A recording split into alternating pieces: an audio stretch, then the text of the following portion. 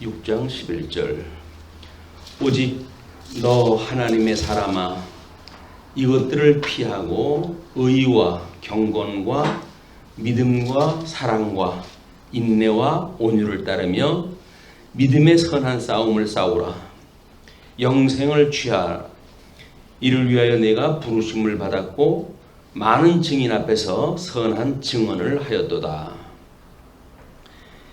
만물을 살게 하신 하나님 앞과 본디오 빌라도를 향하여 선한 증언을 하신 그리스도 예수 앞에서 내가 너를 명하노니 우리 주 예수 그리스도께서 나타나실 때까지 흠도 없고 책망받을 것도 없이 이 명령을 지키라. 일단 4절까지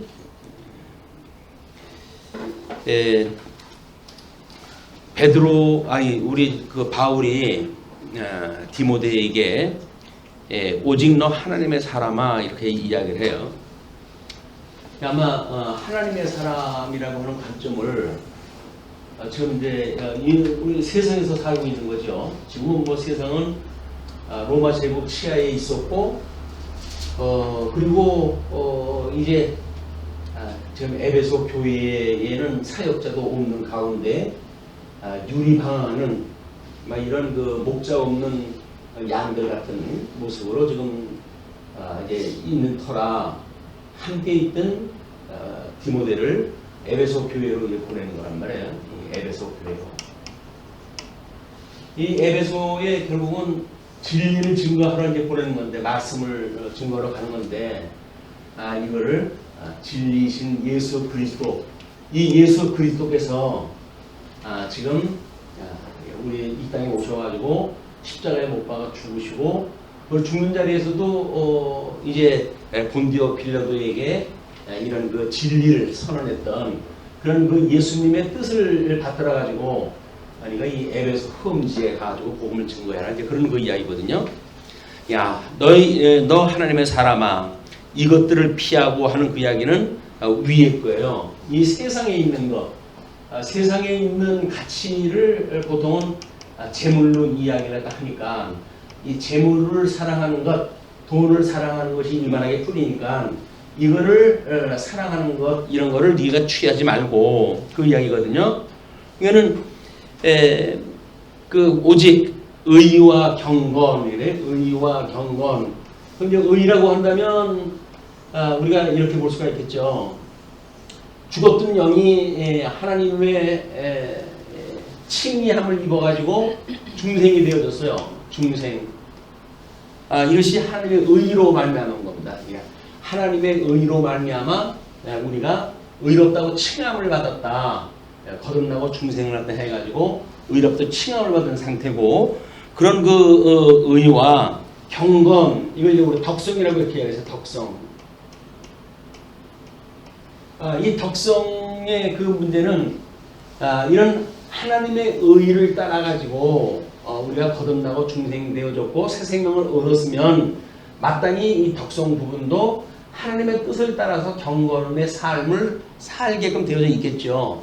이거 두 가지를 세트로 이야기하면서 그리고 경건과 믿음과 사랑 이렇게 이야기했어요. 그러니까 믿음이라고 하는 그 이야기는 우리 마음이 변화를 받아가지고 예수 그리스도를 믿는 믿음이란 말이에요. 이 믿음인데 이 믿음이라고 하는 것이 만약에 영적 영역에서 우리가 예수 그리스도를 믿는다고 했으면 예수 그리스도가 하나님을 사랑하기를 자기 목숨을 다 해가지고 사랑을 했잖아요. 십자가 못 박아 죽는 데까지 이제 사랑을 갖다 한 것을 보여줬어요. 본을 보여줬어요.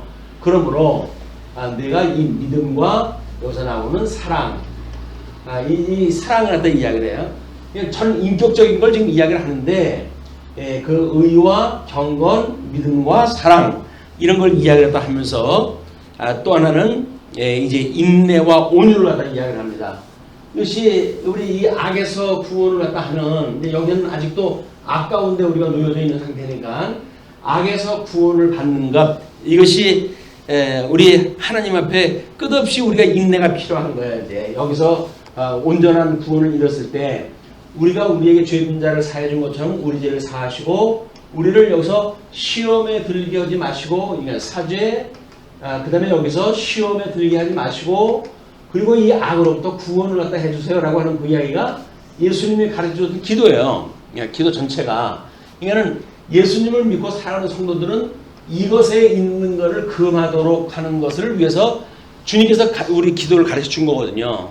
그 이야기는 세속적인 가치를 추구하지 말고 신령한 세계에 하나님의 그 기뻐하신 뜻을 구하는 이것이 성도들의 삶이다 그 얘기죠. 그는 이제 우리 디모데한테 이 에베소 교회에 갔을 때 내가 이제 세상 사람들은 지금 재물을 섬기고 이렇게 해가지고 지금 온통 흙탕물이 되어져 있는데 내가 거기에 휩쓸리게 되면 똑같은 그런 그 악영향을 미치게 되어지니 너는 그런 것이 아니라 오히려 그 사람들이 원하는 것이 뭔지를 모르는 이런 신령한 세계 걸 구하라 이렇게 이야기를 해요. 우리 산상순에서 우리 하나님께서 우리들한테 알려주신 것이 이 하지 마라 라고 하는 것하고 그 다음에 하라 라고 하는 두 가지 내용이 중심적인 것이 있어요. 그게 뭐냐면 하지 마라고 하는 그 이야기는 무엇을 먹을까 마실까 입을까 이런 거를 구하지 말라는 거예요. 이제 그리고 여기서는 의와 나라를 구하라고 이렇게 이야기를 하거든요. 그냥 기도의 그 내용도 하지 말라는 이야기는 무엇을 먹을까 마실까 입을까 이거를 구하는 것이 아니라 신령한 세계의 그 의와 나라를 구하는 것 이것이 하나님의 뜻이에요. 그런데 그 의와 나라를 구하게 되면 하나님께서 이거를 이루어가지고 지금 디모데처럼 뭐 이런 그 증인의 역할을 감당을 해야 되니까 여기서 먹고 마시고 입을 거는 하나님께 다 준비를 갖다 해놨다. 이것이 목적이 아니고 이것이 목적이니까 목적을 구하면 하나님께서 수단적인 거는 이미 주신다 그 이야기예요. 그러니까 우리가 어차피 이 세상에서 우리를 불러내신 것은 증인을 삼고자 해서 우리를 불러내신 거기 때문에 거기서 그렇게 이야기를 하죠. 믿음의 선한 싸움을 싸우라. 영생을 취하라. 이를 위하여 내가 부르심을 받았고 그냥 소명으로부터의 우리들의 인생의 본분이 하나님 앞에 증인을 삼기 위해 가지고 이 세상으로부터 우리를 불러내셨단 말이에요. 그냥 우리들의 정체성이 죽었던 우리를 살리셨다 라고 하는 걸로 해가지고 뭐 영생을 얻은 것 이런 존재론적인 입장에서만 우리가 이제 우리에 대한 신앙에 대한 것을 이야기할 것이 아니라 불러낸 이유는 뭐냐 그럼 불러냈을 때 그때의 상황은 어떠하냐 라고 하는 것이 우리들이 사망에서 죄 노릇하고 있을 때 이 상황이 그대로 있는 거거든요. 여기서 우리를 불러내셨어요. 다만 아직도 우리들의 육신은 이 세상에 놓여져 있기 때문에 우리 영혼을 살려주시는 하나님께 끊임없이 우리의 거룩을 위해서 기도할 일이다. 이것이 결국 우리들이 해야 될 일이거든요. 근데 우리는 이렇게 하지 마라 라고 하는 그 이야기는 수단이라고 얘기하겠어요. 우리 어떤 수단? 의와 나라를 구하는 이 목적을 위한 수단으로 해가지고 이게 주어진 건데 우리는 뭐 지혜로운 건지는 모르지만 뭐 목적이야 뭐 어차피 하나님께서 이루신다고 생각이 드니까 뭐 수단이라고 하나님이 이루지 않는 것도 아니잖아요. 그렇지만 이 수단을 뭔가 이걸 우리 관심사는 여기에 이제 매이게 되는 거예요. 끊임없이 우리 수단은 여기에 있어요. 지난번에도 아마 뭐 주일날 오후에 그런 이야기를 했는데 우리 이 세속적인 수단이라고 하는 그 이야기는 진선미라고 이렇게 이야기했어요. 진선미. 이것이 세속세계에서의 가치예요. 가치. 근데 우리 거룩한 삶을 사는 성도들의 가치는 거룩이라고 하는 이야기거든요. 거룩. 거룩이라고 하는 이야기는 이 세속으로부터 초월되어진 거란 말이에요. 구분되어진 것. 그러니까 세속에 사는 거는 끊임없이 진선미를 추구를 하다 하는데 뭐 진선미를 가치로 여겼을 때 이것이 무엇을 먹을까 마실까 입을까 이것이 결국은 세속적인 진선미에 다예요. 이게 우리 옷을 갖다가 이거 선지자 거짓 선지자들 그 옷 입는 걸 예수님이 보시고 너희들이 사람에게 그렇게 보이려고 해도 긴 옷을 입고 그러지 않았느냐, 뭐 이런 것도 전부 이걸 위한 거거든요. 또 뭐 구제를 갖다 한다는 이야기도 나름대로 자기네들이 이 세속적인 가치를 위한 선을 행한답시고 그 일을 갖다 하는 거란 말이에요. 구제를 갖다 하는 일도 마찬가지고. 그리고 이제 뭐 우리가 뭐 이제 신앙생활, 그들의 이제 소위 말하는 종교 생활이죠. 그 종교 생활을 진이라고 해서 종교 생활이 그들의 삶에 뭐 모든 것인 양 이렇게 생활을 하지만 의와 나라는 구하지 아니하고 여전히 다른 사람들 앞에서 어떻게 자기의 명예를 높일까에 대한 이런 걸 가지고 지금 가치로 여기는 거거든요. 이 세속적 가치를 우리가 구하는 것이 아니라 목적적 가치인 거룩을 갖다 우리가 늘 추구하는 거다. 성도라고 하는 그 이야기는 이제 우리 다 뭐 그동안에 본을 보여줬고 지도가 되어졌겠죠. 그러나 이제 그 험지에 혼자 있어야 될 제자, 사랑하는 제자에게 이와 같이 그런 이야기를 하는 겁니다. 이건 끊임없이 선한 싸움. 뭐 이번에 대통령이 경제회의에 그런 그 모두에 그런 이야기를 했더라고요. 경제 지금 전쟁 수준이다. 그럴 수밖에 없죠. 몇 달을 온 세계가 서 있었는데 경제가 그게 정상적으로 돌아간다 그런다면 그게 이상하죠. 그게. 우리 이제 뭐 여기서 이 추구하고 있는 자본주의 사회에서 추구하고 있는 어떤 사상 체계라고 하는 이야기는 이런 욕심을 따라가지고 끊임없이 이것이 달려가지 않으면 사실은 이 세상은 붕괴가 되고 말아요. 그래서 끊임없이 팽이처럼 욕심이라고 하는 팽이처럼 계속 때려가지고 이거 회전이 멈추지 않도록 이걸 해줘야 되거든요. 이것이 이제 이쪽 사람들이 가치의 추구란 말이에요. 가치의 추구인데 근데 석 달 동안 경제가 서 있었으니 뭐 실업자 숫자가 뭐 얼마가 늘어나고 뭐 해가지고 상당한 그런 그 위기에 있더라고요. 그나마 이제 우리나라는 뭐 그 예방이라든지 그런 걸 잘해서 뭐 성장률 마이너스, 세계가 전부 마이너스 성장인데 그래도 한국은 마이너스 성장의 그 숫자가 적다고 하는 것이 위로가 되어지는데 그거 가지고는 될 문제가 아니잖아요. 뭐 이제 비행기에다가 뭐 전세 비행기로 해가지고 베트남 쪽으로 해가지고 뭐 사업하시는 분들 갖다 한꺼번에 해가지고 막 보내고 지금 여러 가지 이제 애를 쓰고 있고 그러더라고요. 이게 이제 뭐 세상에서는 어쩔 수 없이 이걸 추구하고 있는 거니까 경제 발전도 이걸 해야 국민들이 살고 그러니까. 근데 성도들이 이런 거에 익숙해져 있는 사람들이 이렇게 자기가 경험하지 못했던 뭐 거룩이라고 하는 삶이라든지 막 이런 것들은 사실은 이거 익숙지 않은 일이거든요. 여기서 이것이 가치라고 여겼었는데 뭐 보는데 진리를 갖다 추구하고 뭐 이 윤리 문제를 추구하고 뭐 이렇게 이걸 추구했다고 하는 것이 목적인 줄 알았거든요. 근데 알고 보니까 이것이 목적이 아니라 이건 그럼 가짜였었고 진짜는 거룩이라고 하는 이야기다. 이것이 진선미를 내재적으로 초월했던 우리 이제 그 가치입니다. 가치. 성도가 어떻게 살아가야 될 것인가에 대한 것은 그러니까 구분되어진 하나님의 뜻이 무엇인가를 분별하게 되어지는 이것이에요.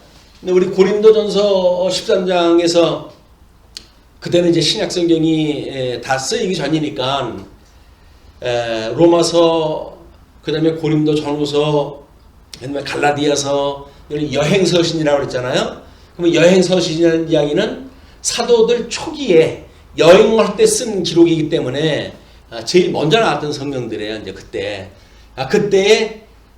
이게 복음을 증거하는 방식이 뭐였었냐면 방언하고 예언하고 이런 방식으로 복음을 증거한다 했으니까 1만마디 방언하는 것보다 깨달은 말 5마디가 낫다라고 하는 이제 그 전도에 대한 원리를 갖다 설명을 하죠. 그러면서 하는 이야기가 지금은 우리가 이 하나님에 대하여 사실은 거울을 보는 것 같이 희미하단 말이에요. 이때 거울은 이제 뭐 이 구리를 갖다가 이제 연마해가지고 만든 거울이기 때문에 지금 거울을 연상으로 하면 안 되죠. 희미하다. 거울을 보는 것처럼 희미하다. 그러나 온전한 것이 올 때 그것이 계시의 완성이 오게 되면 그 이야기죠. 계시의 완성이 오게 되어지게 되면 하나님을 마주보는 것 같이 알게 된다 이렇게 이야기하잖아요. 그럼 우리 하나님의 뜻하는 건 성경을 끊임없이 궁금하는 수밖에 없어요. 그래야 하나님이 어떤 분인 걸 아는 거예요 우리가. 아까 우리 진리의 영으로 하여금 눈을 뜨게 하시고 어둠 속에서 눈을 뜨게 하시고 그 이야기도 전부 이 계시를 깨달아 가지고 하나님이 어떠한 분인지를 알아야 되니까 그 뜻에 따라 가지고 우리의 전 인격적인 우리 삶이 이제 영이가 되어질 거란 말이에요. 이게 그냥 하나님의 뜻이 모르면 이게 안 되는 겁니다. 이걸 뭐 이래라 저래라 해가지고 되는 거면 예수님 오셨을 때 율법주의지 다 그러고 살았는데 그들로 하지 왜 그걸 내버려 두겠어요? 안 되잖아요. 예수님이 그런 사람들 다 정죄하고 주님께서 하신다는 이야기인데 그것이 바로 이런 하나님의 뜻을 알게 되어지게 되면 이것이 우리 계시를 깨닫게 돼서 이거를 이 마음이 변화를 받는다는 이야기는 이걸 깨달음이 여기 오는 거예요. 이걸 깨달아. 그 다음에 이걸 통해 가지고 우리가 알고 그리고 믿어. 여기서 이걸 갖다 믿어. 이렇게 이야기를 하죠. 그리고 경외하게 하신다. 성령께서 우리에게 교훈을 주시게 되면 거듭나고 중생한 우리 영혼에게 교훈을 주시게 되면 이 교훈은 책망과 바르게 함과 의로 교육함과 이게 더불어서 하나님의 뜻을 분별하는 교훈이니까 이 하나님의 뜻을 우리가 분별하게 되어졌을 때 마음이 변화를 받은 마음이 이 교훈을 받게 되어진다는 거예요. 교훈을 받는다는 이야기는 깨달음이 있게 된다는 이야기입니다. 그냥 어떤 지식세계로 바로 넘어가는 것이 아니라 깨달음이 먼저 와야 돼요. 이걸 우리가 생각세계라고 이렇게 했어요. 깨달음은 생각세계다. 이 생각세계는 우리 지각과 감각으로 인해 가지고 이것이 이제 드러날 터인데 생각이 하나님의 말씀이 어떠한 것을 깨닫고 그것이 생각이 나면 그렇게 되면 지각을 통해 가지고 하나님에 대한 지식을 우리가 알게 되어지고 그리고 이 감각은 이 믿음이 어떤 건지를 알게 되어져서 전 인격적인 신앙생활이 가능하다고 한 것이 우리가 전 인격을 구분했을 때 설명했던 그런 그 내용이었어요. 그러니까는 하나님을 우리가 알아야 그분의 뜻을 우리가 알고 그분의 뜻을 알아야 계시가 성경의 계시가 되어져 있고 이것이 이미 법으로 해가지고 주어진 건데 법 체계로 해가지고 법이라고 하는 그 이야기는 내가 지키는 법이 아닙니다. 자연세계의 자연과학의 이 법칙이라고 하는 그 이야기는 법칙이 있어요. 객관적으로 만유 인류 법칙 이렇게 다 법칙이 있어요. 그렇다고 해서 지구가 그 법칙을 따라가지고 지가 법칙을 지키는 게 아니잖아요. 법칙에 따라 지구가 돌아가고 자연이 돌아가는 거지. 마찬가지로 사회과학적으로 본다고 했을 때에도 그 법칙에 의해 가지고 우리들이 그렇게 삶을 살아가게 된단 말이에요. 그걸 이제 우리 심리학이라든지 이런 데 보게 되면 사람들이 이러이러한 행동이 나오는데 왜 그럴까? 라고는 심리학적으로 해가지고 이 법을 갖다가 알잖아요, 이 사람들이. 그러니까 요건 무슨 법칙이라고 그런다. 그 법칙에 의해서 사람들이 그런 반응이 나오게 되어진다. 이렇게 이야기를 한단 말이에요. 그러니까 사회과학도 마찬가지고 인문과학도 마찬가지고 자연과학도 마찬가지고 법이라고 하는 것은 객관적인 진리체계예요, 이게. 다만 그거를 우리가 법을 알게 되면 법의 작동이 우리들의 이 말씀 운동을 통해 이루어지는 거죠. 근데 우리는 이 율법주의자들은 법을 갖다가 우리가 지켜야 된다고 자꾸 이야기를 하니까 지킬 수 있는 인간이 어디 있습니까? 이건 지킬 수 있는 것이 아니라 이 법이라고 하는 것은 오직 예수님만이 지킬 수가 있는 법이었었고 행법이라고 이야기했잖아요. 예수님이 지키고 우리는 그걸 믿는 믿음으로 해가지고 이 법의 원리의 작동 속에 우리가 들어가는 거예요. 이게 믿음으로 이게 작동이 되어지는 거니까. 그러니까 하나님의 뜻을 안다는 이야기는 이미 열매가 맺을 수밖에 없어요. 그래서 여기 아까 이야기했을 때 믿음의 사랑을 갖다 이야기를 하고 하나님의 의의 경건을 이야기를 하고 이게 이 신령한 영적 부분과 육적 부분을 갖다 두 개 대비를 해서 설명한 것은 우리들의 인격적인 작용이 그렇게 될 수밖에 없기 때문에 사도 바울은 그걸 원리적으로 이렇게 이제 쓴 거예요. 사도 바울이 심리학을 연구했고 인간학을 연구해가지고 이렇게 쓴 건 아닐 거예요. 성령의 감동을 받아가지고 설명을 했는데 오늘날 우리가 성경을 연구하다가 보니까는 이것이 인격적으로 이런 원리가 있네라고 하는 걸 깨닫게 되어지는 거죠. 그러면 이제 우리는 명제적으로 성령의 감동을 받아가지고 깨달았던 사도 바울이 기록으로 남겨줬던 일이고 기록으로 남겨져 있는 성경 통해서 보니까는 그러면 우리가 하나님께 의로움을 받았다고 한다면 결국 경건하게 하시는 것도 하나님께 하시는 거네 라고 하는 게 믿어지는 거죠. 그리고 우리 주님께서 믿음을 주시게 되면 사랑이라고 하는 열매도 맺게 하시는 거네 라고 하는 걸 우리가 알게 되어지는 거예요. 이걸 우리가 믿는다 이야기입니다. 여기서 믿어가지고 세속으로부터 점점 구별되어지는 거룩한 삶을 살아가는 것. 이것이 지금 이 사도 바울이 디모데에게 지금 설명하는 방식이에요. 그리고 거기서 이를 위해서 내가 부르심을 받았고 많은 증인 앞에서 선한 증언을 하였도다. 증언하였다는 이야기는 뭐예요? 법대로 이것이 작동이 되어져 가지고 다른 사람들이 봤을 때 예수님이 이 행법을 갖다 하시듯이 그걸 증거하는 증인들의 삶을 보니까는 예수님처럼 그것이 열매를 맺게 되더라는 거죠. 그것이 다른 사람들은 복음을 듣고 복음으로 살아가면 예수님의 행복을 갖다 하듯이 믿음으로 사는 사람들이 마찬가지로 이런 열매를 맺고 살아가게 되어지네 라고 하는 삶을 살았으니까 그것이 증인의 삶을 살았다 이렇게 되어지는 거예요. 물론 우리가 뭔가를 알아가지고 우리가 이렇게 연출하는 것이 아니라 하나님의 말씀을 깨닫게 되어지게 되는 이런 법칙이 우리로 하면 열매를 맺게 되어진다. 참 코로나19로 해가지고 하얀 목련이 피기 시작을 하던 날서부터 그렇게 아름다웠던 목련을 제대로 보지도 못하고 널브러져 가지고 전부 시커멓게 그 떨어져 있는 꽃을 보고 우리가 시간을 보낸 것 같아요. 그럼에도 불구하고 살구꽃, 복숭아꽃 계절을 따라가지고 다 그냥 맺잖아요. 다 코로나가 오거나 말거나 자연의 법칙이에요. 자연의 법칙. 실로 놀라운 거야. 하나님의 그 법칙은 놀라운 거야.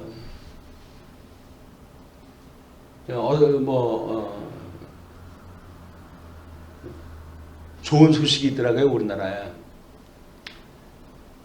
마스크에다가 거기 병균이 닿게 되면은 5분 안에 99.8%가 살균되어지는 마스크가 개발이 됐대요.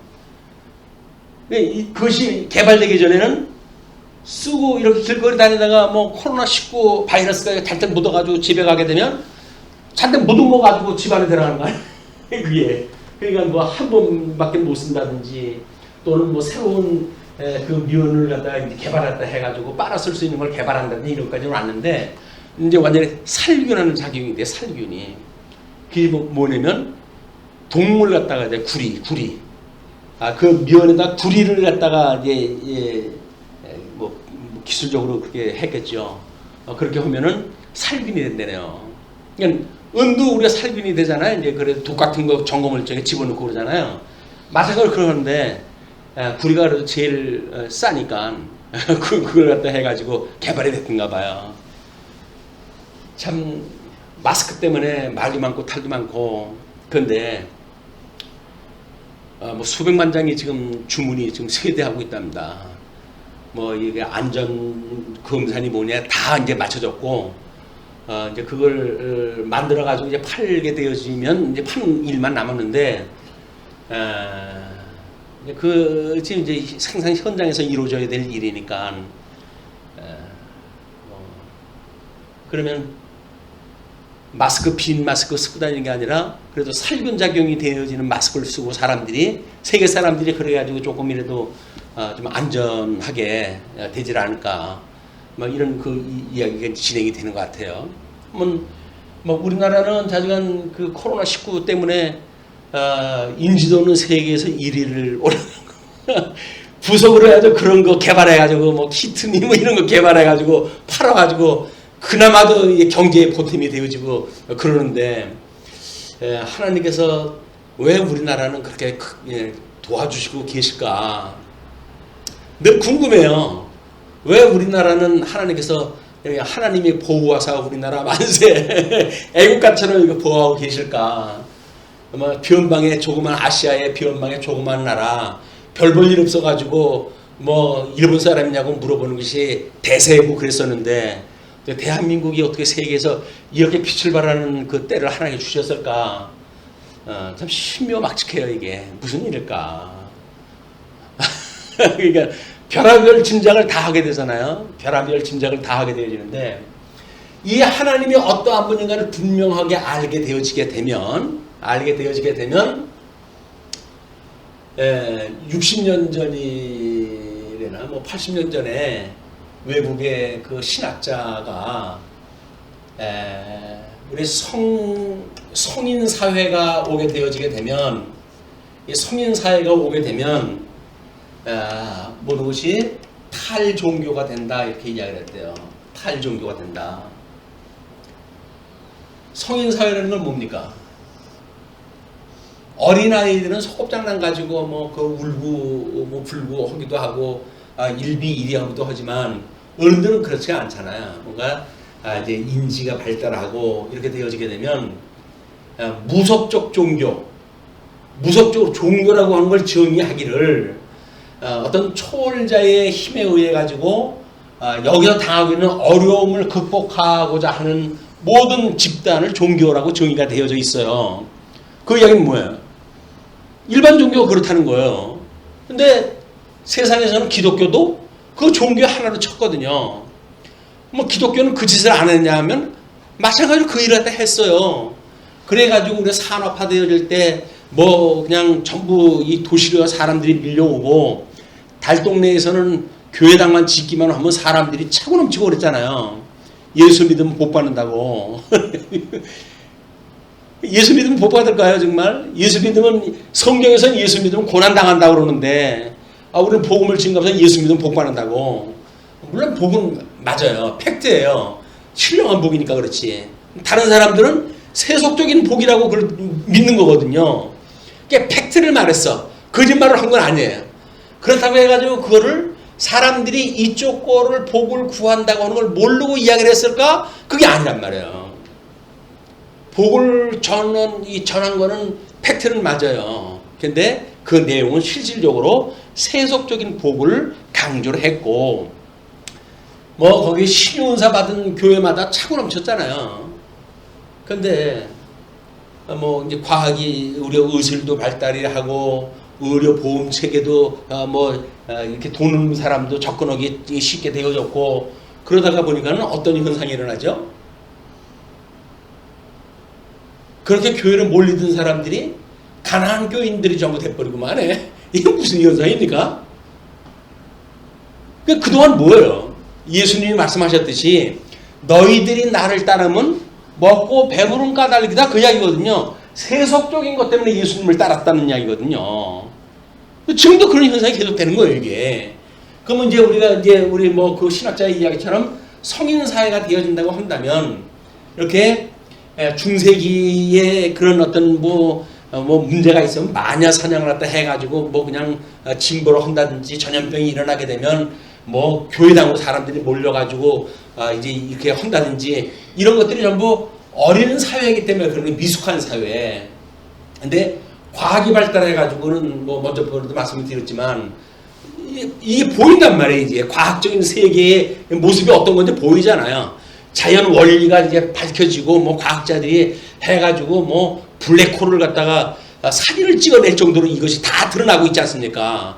그런데 이 성인 사회가 되어진다는 이야기는 그런 것들을 인지하는 세계에 온 거예요, 이제. 그래서 이 사람들이 과연 이게 종교 이런 뭐 어떤 미신적인 그런 걸 추구하는 종교로부터 탈종교가 시작된다고 이렇게 이야기를 한단 말이에요. 여기 아마 이제 그 사람들이 이야기하는 새로운 질서인 것 같아요. 근데 우리는 이미 우리도 오래전서부터 이걸 이야기를 한 거 아니에요. 이 세상의 거를 추구하는 것이 아니라 그걸 뛰어넘은 세계의 걸 우리가 추구하는 거다. 이때 여기서 일어나는 일들이 먹고 배부른 까닭으로 우리 신앙생활을 하는 것이 아니라 끊임없이 그의 의와 나라를 구하는 신앙생활이 우리의 것이다. 그래서 일 중심으로 우리가 생각하지 말고 계시 중심으로 생각을 해야 된다. 그래서 이렇게 뭘 하느냐 마느냐에 대한 문제가 아니라 하나님이 어떠한 분인가를 깨닫는 데 우리의 이 신앙의 목적이 있다고 이렇게 뭐 끊임없이 강조를 갖다 해왔잖아요. 그냥 우리는 일찍이 성인사회 탈종교를 갖다 이미 시도한 거예요. 우리는 종교가 아닙니다. 우리는 기독교예요, 기독교. 그런데 이 종교 다원주의를 한때 이제 자유주의자들이 이제 이렇게 했을 때 종교 다원주의를 주장하고 그러지 않았어요. 아니 지금 우리는 탈종교라도 해야 될 판인데 기독교도 종교다. 그러니까 거기에 다른 종교라고 하는 이름을 붙인 사람들은 다 우리가 한패 먹자. 이게 종교 다원주의란 말이에요. 그 이야기는 결국은 교회 바깥에도 구원이 있다 그 이야기거든요. 이건 반복음적인 선언입니다. 그런데 그거를 만약에 거부한다고 그러면 속 좁고 폐쇄적이고 이렇다고 해가지고 힐난하고 그랬어요. 그러니까 처음에 그 이야기가 나올 때만 하더라도 감리교 신학대학교의 그 교수들이 목이 잘렸어요. 쓸데없는 이야기 한다고. 외국에서 이제 외국물 먹고 와가지고 감리교에서 이제 그 교단에서 그걸 가르치는데, 근데 한 20년 지나니까 감리교인들 다 그렇게 믿어요. 지금쯤 와가지고는 장로교도 다 그렇게 믿어요. 종교다운지 그거 가지고 네 편 내 편 따지냐. 마치 탈종교가 되어진 것 같죠. 그 사람들이 추구하고는 탈종교가 되어진 것 같아요. 왜? 이제는 하나니까. 근데 우리는 종교라고 하는 그런 것이 아니라 기독교라고 하는 특수한 하나님의 이 예수를 갖다 믿는 예수교예요. 종교가 아니라. 근데 그런 거를 이렇게 다른 걸 믿는 사람들도 자기네들도 교주가 다 있고 그러니까 조건은 기독교고 같잖아요. 그러니까 그것도 종교라고 이야기를 하고 기독교도 종교라고 그러는데 기독교는 과감하게 종교가 아니라고 이야기를 해야 돼요. 왜 하나님께서 우리나라를 이렇게 위기로부터 지키고 계실까라고 하는 걸 생각을 하면서 그런 생각이 들더라고요. 아마도 말씀운동이라고 하는 새로운 우리들의 그런 이 계시관, 성경관, 이 관점을 통해 가지고 우리 추구하고 있는 세계는 이건 세계적인 것이 아니라 이 세속적인 것이 아니라 이미 우리는 계시 중심의 그런 그 목회라고 끊임없이 이야기를 해왔으니까 그거를 추구해 가도록 하나님께서 이제 우리한테 이걸 드러내 주시는 것이 아닌가 그런 그 생각이 지울 수가 없어요. 자꾸 맴돌아가지고 하나님께서 왜 우리나라를 이렇게 세속적으로 해가지고 이 어려움 속에 우리나라를 지켜주고 계실까? 그 이야기는 종교 개혁이 종교 개혁으로 시작이 되었다고 한다면 성경신학의 어느 정도 꽃이 핌으로 해가지고 탈종교화 되어짐으로 완성이 되어진다고 저는 믿어져요. 이제 종교라고 하는 그 탈을 벗어버려야 그래야 그것이 진정한 종교 개혁이었다. 왜? 중세 때의 이 종교라고 하는 그 이야기는 철저하게 중세 종교가 미신적인 종교 아니었습니까? 사대 중심으로 해가지고 기복 중심으로 해가지고 신비주의 중심으로 해가지고 했던 것이 중세의 종교였거든요. 이걸 개혁을 해가지고 말씀 중심의 이 말씀의 권위를 갖다 인정하는 종교 개혁이 일어났으니까 이 말씀의 권위가 적어도 성경신학의 완성이라고 하는 걸로 해서 개혁이 완성되어지고 조직도 지금 이제 새로운 질서가 만들어졌을 때 지금은 모르겠어요. 사람들이 꼭 교회에 모여야 되느냐라고 하는 걸 이야기를 해야 되는데 교회는 표지라고 하는 것이 표지. 세 가지의 표지가 있었잖아요. 그것이 말씀과 성례와 그 다음에 권징이었었다. 그러면 이 표지라고 하는 그 이야기는 성경에서 우리가 이걸 인출했다고 한다면 세상이 아무리 바뀌어도 표지는 변하지는 않겠죠. 근데 사람들은 이 표지를 바꿀 생각은 안 하고 어떻게 이야기를 하냐면 이 표지의 의미를 갖다가 이걸 없애버려요. 그게 과거에 말씀이 근본적인 표지고 그 다음에 성례는 방법이고 권징은 결과다. 말씀을 전하는 수단으로의 성례, 말씀을 전하는 결과로서의 권징이다. 그러므로 이 두 가지는 말씀 안에 포함되어지는 개념이지. 이렇게 이야기를 한단 말이에요. 그런데 세상이 아무리 바뀌어도 여기서 있고 여기에 있는 유형교회가 있어요. 유형교회. 그 다음에 이 위에 있는 무형교회가 있어요. 가만히 논리들을 보세요. 과거에 성경 공부했을 때 들었던 이야기를 잘 생각을 해보세요. 어떨 적에는 유형교회에서 조직을 갖다 하고 뭐 이런 것들을 행정을 하다 이제 집행을 하고 그러잖아요. 근데 어떨 때 가보게 되면 이게 다 필요 없듯이 이걸 가지고 이야기를 해버려요. 그러면 유형교회 이야기냐 무형교회 이야기냐 분명히 이걸 근거를 놓고 이야기를 해야 되는데 뭐 목회를 갖다 하는 사람들도 마찬가지고 이게 필요할 적에는 이쪽 걸 강조하다가 그 다음에 본질적으로 여기서 뭐 사고가 나오고 그러면 이걸 다 무시해버리고 이쪽으로 도망가 버린단 말이에요. 이게 피한 척가 되면 안 되죠. 이게 이런 거 문제를 우리가 어떻게 극복할 거에 대한 문제는 비록 탈종교가 되어진다고 했을 때 이것이 이런 표지를 어떤 거에 하나에 예속을 시킨 것이 아니라 세 가지 표지가 다 건전하게 이것이 나와야 된다.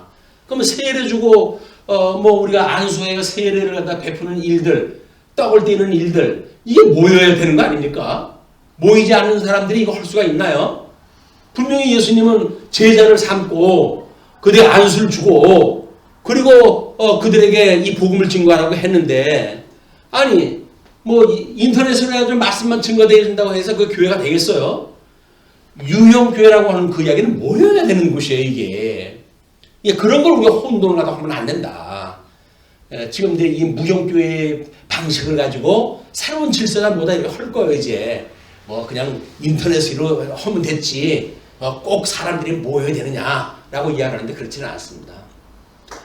지금 이 바울은 선한 싸움을 싸우라고 그랬잖아요. 이 육지에서 전쟁이 일어났을 때에도 뭐 옛날에는 뭐 당연히 창검으로 싸우니까는 점령을 갖다 해야 이제 이겼죠.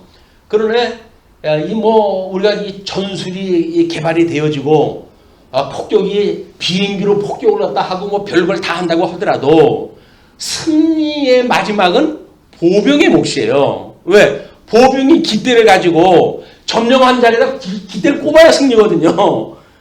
그러니까 아무리 뭐 이렇게 아주 그 발달한 그 전쟁 장비로 해가지고 승리를 했다고 하더라도 거기 사람들이 밟고 올라가가지고 거기다가 깃발을 꼽아야 돼요. 이게 지상에서 있는 전쟁의 모습이거든요. 그렇다고 한다면 선한 전쟁도 마찬가지죠. 선한 전쟁이라고 해가지고 이쪽 부분만 이야기를 하면 되겠어요? 육신의 부분 이것도 여기서 이게 있는 건데 그냥 이거가 결국은 우리들의 신앙생활의 결과 열매는 여기서 맺혀지는 거지. 이걸 배제해놓고 이론적으로 관념적으로 이렇게 예수를 믿는 게 아니다. 무형교회론을 주장하시는 분들 이야기를 들으면 이런 걸 보고 우리가 조심을 갖다 해야 돼요. 아니면 우리도 이제 미혹이 당하니까. 그래서 이제 그 만물을 살게 하신 하나님의 앞과 본디오 빌라도를 향하여 선한 증언을 하신 그리스도 예수 앞에서 내가 너를 명하노니 우리 주 예수 그리스도께서 나타나실 때까지 재림 오실 때까지예요. 흠도 없고 책망받을 것도 없이 이 명령을 지키라. 명령은 뭐라 그랬어요? 명령은 법에 따른 그 명령이라고 했어요. 그럼 지키라는 이야기는 뭐예요? 그걸 믿어라 그 이야기예요. 주님께서 이렇게 해가시는 법을 갖다 믿어라. 그걸 믿게 되면은 여기서 열매가 나오죠. 이게 여기서 믿는 거에 대한 열매가 여기서 맺혀질 거 아니겠어요? 자, 그래서 이제 그 15절 기약이 이르면 하나님이 그의 나타나심을 보이시리니 하나님은 복되시고 유일하신 주권자이시며 만왕의 왕이시며 만주의 주시요 모든 걸 다 통섭해가지고 이 주장을 나타내시는 주관하시는 분이에요. 그리고 오직 그에게만 죽지 아니함이 있고 가까이 가지 못할 빛에 거하시고 어떤 사람도 보지 못하였고 또 볼 수 없는 이시니 그에게 존귀와 영광과 권능을 돌릴지어다. 어떤 거래요? 이렇게 칼 종교처럼 보이는 것을 아니라 보이지 아니하는 하나님을 영원붕토록 찬송하는 것, 인생의 본분이다 그 이야기예요. 눈에 보이는 것 때문에 찬송하는 것이 아니라 아이고 하나님 먹을 거 많이 줘서 감사합니다 그 얘기가 아니라, 그것이 아니라 하나님이 죽었던 우리를 살리시고 영원붕토록 온 우주만물을 통치하시는 그의 권능을 보고 나라와 권세와 영광이 아버지에게 있습니다 라고는 찬송을 끝없이 해라. 이것이 주님이 가르쳐준 주기도의 마지막 부분이었어요. 7절입니다. 내가 이 세대에서 부한 자들을 명하여 마음을 높이지 말고 정함이 없는 재물에 소망을 두지 말고 오직 우리에게 모든 것을 후히 주사 누리게 하시는 하나님께 두며. 그런데 이 세대에 부한 자들이 있어요. 왜 부한 자들이 없겠어요? 부한 자들이 있지. 거기 때 뭐 많은 땅을 가지고 있어가지고 땅을 팔아가지고 도와주고 하는 사람들도 있던 걸로 봐도 부한 사람들이 많이 있었어요. 있었는데 그런 사람들에게 특별히 권하는 것이 뭐냐면 마음을 높이지 마라. 왜냐면 가진 게 많으니까 마음이 자꾸 이제 커지는 거예요, 이게. 그래가지고 이제 자기를 높이고 이러고 싶어지는 마음이 생기니까 마음을 높이지 말고 정함이 없는 재물. 정함이 없다는 이야기는 이건 오늘 있다가 내일 없어질 수 있는 거라는 거예요. 이게 끊임없이 변화무쌍한 거니까. 그래서 정함이 없는 재물에다가 소망을 두지 말고, 이건 소망이, 이건 현재 누려야 할 대상이지 이게 소망이 되면 안 되는 거 아니에요? 이게 누려야 될 사항이 누리는 일이 뭐예요? 그게 사랑으로 나타나고 있죠. 사랑. 그게 사랑의 수고예요. 믿음, 소망, 사랑이 있을 것인데 그 중에 제일이 사랑이라. 그 얘기는 뭐예요? 돈 가지고 너 마음 높이는 데 쓰지 말고 이걸 가지고 사랑의 수고로 해가지고 배고픈 사람 밥도 먹여주고 이렇게 해라. 그런 그 이야기거든요. 예? 정함이 없는 재물에 소망을 두지 말고 오직 우리에게 모든 것을 후히 주사. 하나님이 우리에게 모든 걸 후히 주신대요. 왜? 그의 의와 나라를 구하게 되면 하지 말라고 하는 건 하지 않아도 하나님께서 이걸 다 주신다니까요. 근데 우리는 하지 말라고 하는 거면 골라가지고 기도를 하다 하잖아요. 왜? 뭐 하라고 하는 건 달랑 의와 나라인데 그 뭘 구해? 보이지도 않고 뭐 눈에 와닿지도 않고 손에 잡히지도 않고. 그러니까 그냥 뭐 의와 나라를 구하라고 하였사오나 제가 아는 바가 없어 주님이 하지 말라고 했던 먹고 마시는 일을 구하오니 이걸 구하는 거예요.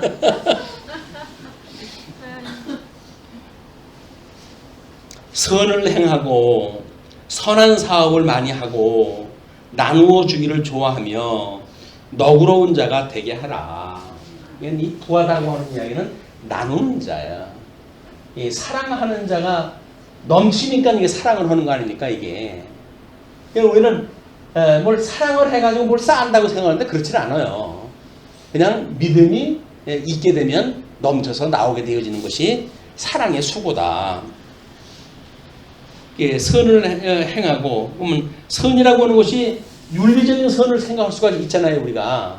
그러나 그것이 하나님의 선한 뜻이 무엇인가, 하나님이 말씀하시는 이 의의가 무엇인가 라고 하는 관점에서 선을 봐야 하나님의 기뻐하시는 선을 여기서 이제 구하게 되잖아요.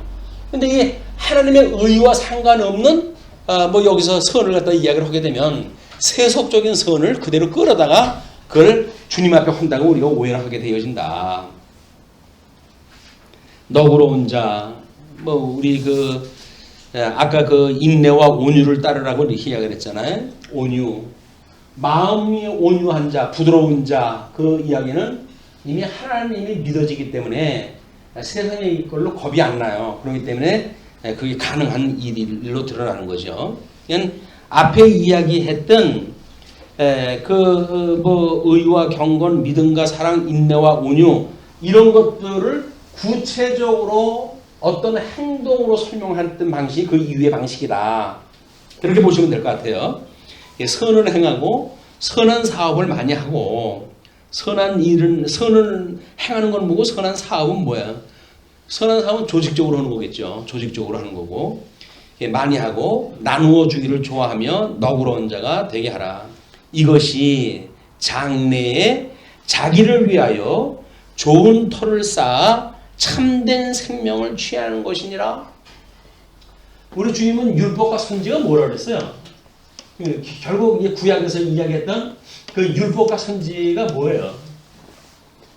내가 대접을 받고 싶은 것대로 대접을 하라는 거예요.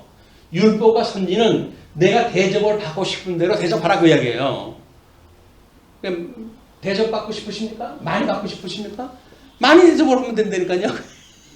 그게 율법과 선지예요. 그게 원리가. 여기서 그 이야기를 하는 거예요. 지금 우리한테. 이것이 장래에 자기를 위하여 좋은 터를 쌓아서 참된 생명을 취하는 것이다. 뭘 원하느냐 우리가 기도할 때 마시고 뭐 입고 마시고 입을 이런 걸 갖다가 이제 하지 말라고 했던 그 기도인데 이것만 갖다 기도를 한다게 되면 그러면 이게 마음이 허한 거예요. 이게 부족하다고 그러는 거죠. 사도 바울은 후히 주신 하나님이라 해요. 후히 주신 하나님. 이게 하루 3끼를 갖다 먹어야 되는데 하루 한 끼밖에 먹을 게 없네.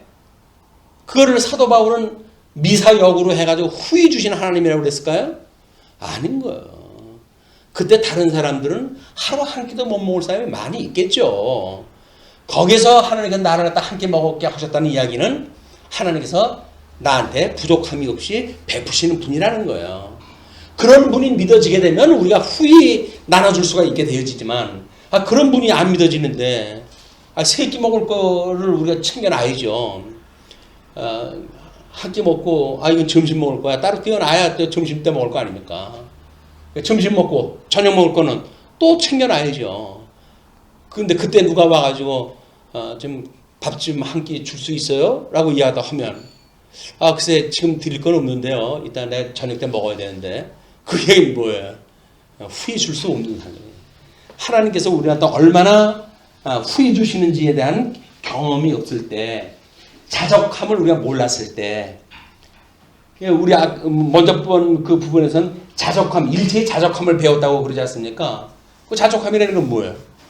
아니 하루에 한 끼밖에 먹을 게 없는데 족한다는 거예요. 왜? 내가 배고픈데도 처할 수가 있고 처할 줄 알고 배부른데도 처할 줄 알아. 내가 일체의 비결을 배웠다는 거예요. 자기가 하나님 앞에. 왜? 예수 그것도 한 분이면 그걸로 족하다는 걸 아니까 절대 가치인 줄 아니까 여기서 보여주는 수단에 해가지고 뭐 부족한 거 그건 부족한 게 아닌 거예요. 그러니까는 뭐 부한데도 처하고 내가 빈한데도 처할 수가 있다. 일체인 내가 비결을 배웠다고 사도 바울은 이야기를 하거든요. 그런데 사도 바울하고 우리하고 성정이 다른 사람이 아니잖아요. 사도 바울은 그걸 믿고 그렇게 행위로 해서 나왔으니까 그런 이야기를 했을 거란 말이에요. 그랬으니까 디모데에게 또 이야기를 했겠지. 자기는 안 하면서 야 디모데야 너 한 끼만 있어도 고마운 줄 알고 살아. 자기는 몰래 챙겨놔가지고 디모데가 와도 달랠까봐 몰래 숨겨놓고 그러던 걸 디모데가 뻔히 아는데 디모데한테 그 얘기를 갖다 하면 그 이야기가 먹히겠습니까? 안 되는 거예요. 디모데는 이미 그런 삶을 사는 거예요. 족하면서 삶을 사는 거예요. 그냥 디모데한테 그렇게 해라 라고 이야기를 하는 거거든요. 그러면 선생님이 그렇게 살았으니까 선생님이 뭐 주님이 선생님을 그렇게 살게 하셨으면 나도 그 선생님의 제자인데 나도 그렇게 해가시겠지라고 하는 믿음이 만들어지지 않겠어요. 여기. 자 그리고 이제 끝으로 20절로 21절 지식의 헛된 변론에서 믿음을 지키라고 그렇게 이야기를 합니다. 디모데야 망령되고 헛된 말과 거짓된 지식의 반론을 피함으로 내게 부탁한 것을 지키라. 여기서 망령되고 헛된 말이라고 하는 이야기는 뭐예요?